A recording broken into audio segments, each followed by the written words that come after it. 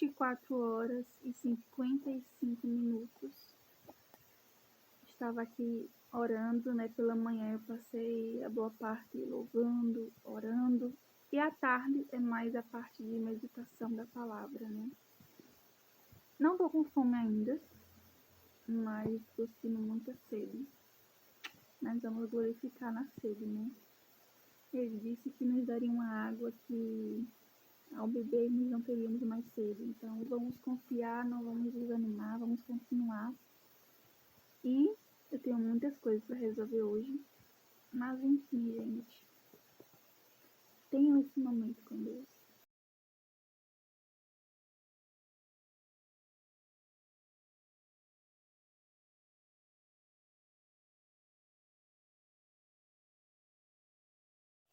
Cheguei do culto, hoje foi culto de doutrina.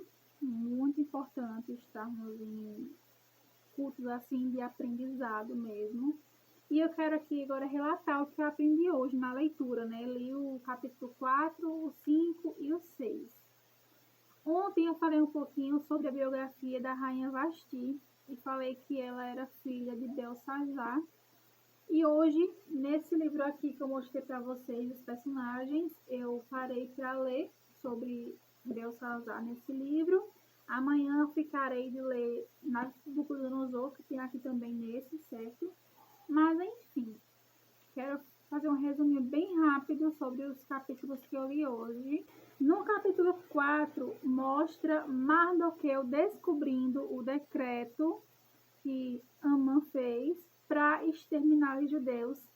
E ele ficou muito triste, onde rasgou suas vestes, cobriu-se de cinzas e começou a andar pela cidade chorando amargamente. E ele ficou assim por muito tempo, jejuando em tristeza. E ele não podia entrar no palácio para falar com Esther, porque quem se vestia assim, com saco, essas coisas, não podia entrar no palácio.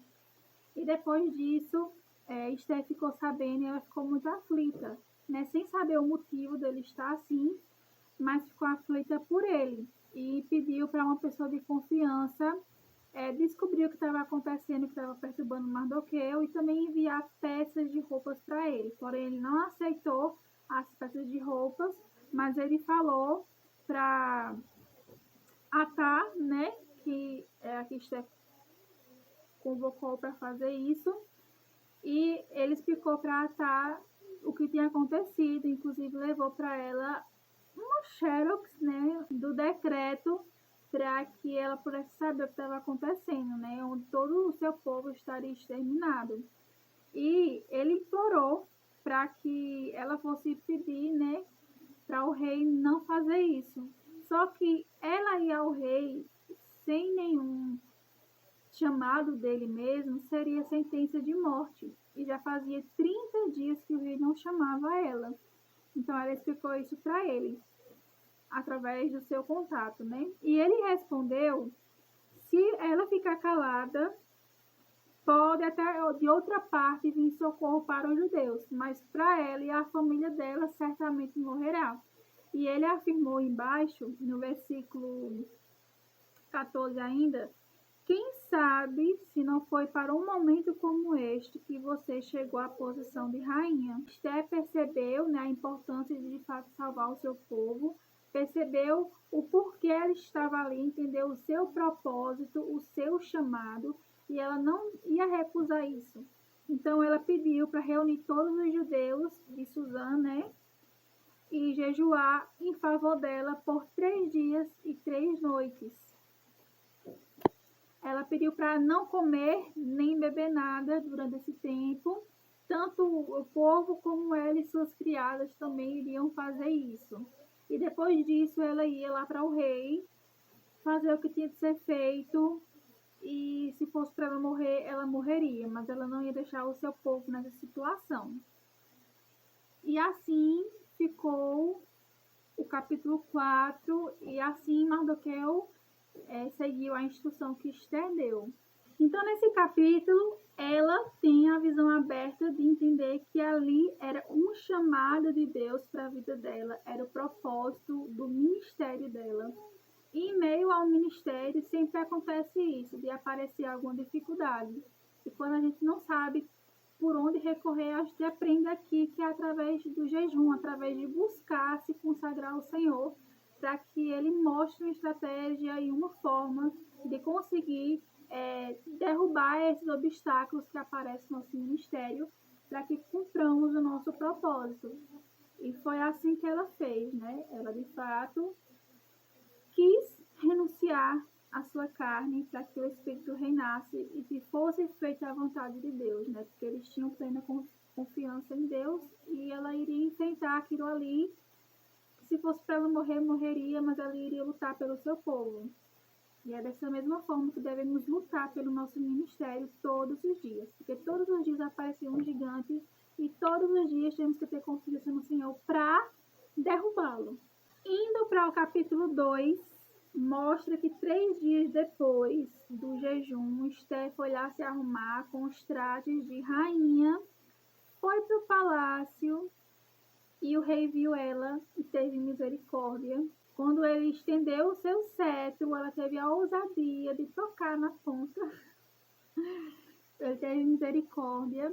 E o rei falou para ela que tudo que ela pedisse, mesmo que seja a metade do seu reino, ele daria para ela. E ela poderia chegar ali e falar, né, que ela podia aceitar e tudo mais. Mas não, ela foi sábia e pediu para que fizesse um banquete, né? Aceitasse o banquete que ela iria fazer para ele e queria que levasse também Amã nesse banquete. E a gente sabe desde lá do começo que o rei amava um banquete, né? Então ele aceitou e convocou Amã para ir com ele. Nesse banquete, ele perguntou o que ela queria, qual o pedido dela, o que ela desejaria. Ela ali já poderia também ter pedido o que ela queria, mas ela queria preparar mais o terreno. E ela pediu mais uma vez para ele comparecer no outro dia, no outro banquete que ele iria fazer para o rei e para Amã. Então, de fato, ela iria responder ao rei qual seria o pedido dela. Saindo desses banquetes aí, Amã ficou muito feliz, alegre e contente por ter sido convidado pela rainha. Então, ele já começou a inflar ali o nariz. Inflar o nariz foi óbvio, né? Empinar o nariz, inflar, né, os peitos assim, se achando melhor, porque a própria rainha só o convidou juntamente com o rei para o banquete. Mal sabia ele do que estava por vir. Mas ele ficou muito irado, porque enquanto ele estava alegre e contente, ele viu Mardoqueu lá na frente do palácio, né? Porque ele sempre estava ali vigiando Esther, obviamente. E ele não cumprimentou Amã, né? E ele se enfureceu, contou para a esposa, para os conselheiros que ele conhecia, e indicaram para ele fazer uma forca de mais de 20 metros de altura, para que logo de manhã ele pedisse para o rei, para Mardoqueu, que ele fosse enforcado nessa forca que ele criava. Se alegrou com a sugestão e assim mandou fazer a forca. Nesse capítulo, 2 palavras que me vêm à mente de aprendizado é coragem, que é o que eu falei desde lá do começo, que é uma das características tanto da rainha Vasti como de Esther, das duas em comum, é a coragem que elas tiveram. Só que Esther, nesse caso, teve sabedoria cujo qual Vasti não teve, né? Então, o que eu aprendo aqui com Esther, nesse capítulo especificamente, é que devemos ter coragem para enfrentar o nosso inimigo. Porém, também temos que ter sabedoria e entendimento para saber o tempo certo de agir da forma correta. Porque se ela fosse uma mulher tola, na primeira vez que o rei tivesse misericórdia dela, ela já teria pedido ali, né? Mas não.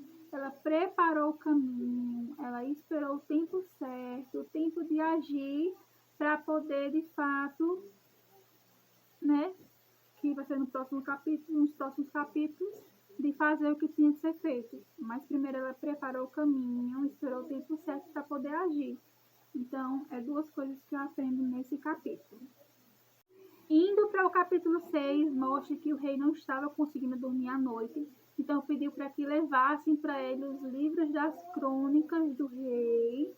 Um ponto muito importante que eu pedi para vocês né, guardarem lá num vídeo anterior, porque justamente esse livro de crônicas mostra o registro de Mardoqueu quando ele ajudou ali a conspiração que ia ter para o rei, ele ajudou a que não acontecesse. E o rei perguntou o que foi feito por ele, né? E disseram que nada foi feito, ele não teve nenhuma recompensa por ajudar o rei. Então, ele queria que Amã fosse lá para ajudar ele nesse quesito.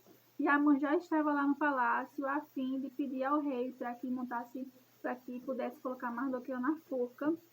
E enquanto ele estava indo para matar Mardoqueu, o rei estava esperando ele para pedir conselho de como honrar Mardoqueu. Que reviravolta, não é mesmo? E o rei perguntou a Amã o que se deve fazer a um homem que o rei tinha o prazer de honrar. Então ele pensou, a quem ele vai honrar, a não ser a mim, né? Então ele começou a dizer tudo que ele queria receber na vida dele, nos versículos passados.